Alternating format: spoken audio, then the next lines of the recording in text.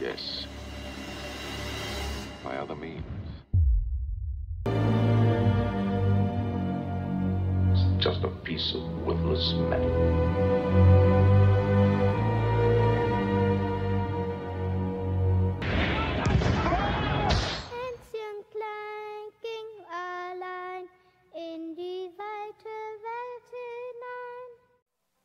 Bonjour à tous mes fidèles sujets, aujourd'hui je vais donc vous présenter le Steelbook Ultra HD 4K du film Croix de fer, Cross of Iron en anglais. Donc c'est un film de 1977 réalisé par Sam Peckinpah avec dans les rôles principaux James Coburn, Maximilian Schell, James Mason, David Warner et Slavko Stimac. Alors c'est édité par Studio Canal, le Steelbook est de finition mat. Alors sur ce recto, on a donc le corps d'un soldat allemand allongé sur le sol, hein, entouré de barbelés, donc la main ensanglantée, avec à proximité donc la croix de fer. En fond, on a également des chars d'assaut. Voilà. Alors il n'y a pas le titre, hein, c'est dommage. Je préfère quand il est présent. Mais point positif, on a des effets métalliques du plus bel effet. Donc regardez.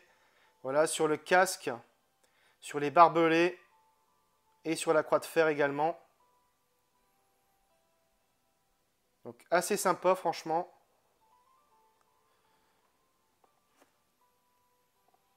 Alors sur le verso, on retrouve donc encore des soldats allemands donc en mauvaise posture, hein, avec de nouveau des barbelés également qui sont donc avec des reflets métalliques également. Voilà. Alors sur la tranche, donc, on a de nouveau donc, le logo Studio Canal, le titre donc, en anglais Cross of Iron. À l'intérieur, on retrouve donc le Blu-ray 4K, le Blu-ray et un Blu-ray de bonus. Donc on a droit à un artwork interne avec une continuité, donc c'est assez rouge, hein. Voilà. Donc déplié à l'extérieur, donc pas de continuité, mais voilà, c'est globalement un steelbook plutôt sympa pour ma part, hein. Alors j'ai revu le film et côté image, c'est formidable. Le film a été tourné en 35 mm et a bénéficié d'une restauration 4K avec un nouvel étalonnage des couleurs en Dolby Vision. Le niveau de définition et de détail est juste admirable. La qualité d'image est remarquable, nettoyée de toute imperfection pellicule. C'est propre, net et précis, que ce soit sur les visages des protagonistes, les décors ou encore les costumes. Même les scènes les plus sombres se révèlent excellentes. Le grain assez présent à l'écran est plutôt fin et stable. Le Dolby Vision apporte une amélioration subtile de l'étalonnage des couleurs.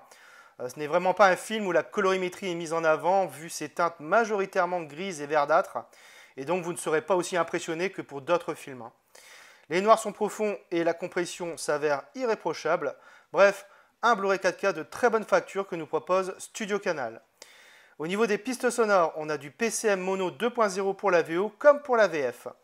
Côté bonus, on en a une multitude à la fois sur le Blu-ray dédié et également des nouveaux sur le Blu-ray 4K. Donc on retrouve notamment un commentaire audio du cinéaste et historien Mike Siegel et plusieurs documentaires. Donc la promotion de Croix de fer, sur le tournage de Croix de fer, filmé Croix de fer, partie 1 et partie 2, et Croix de fer en couleur. Alors de quoi parle le film?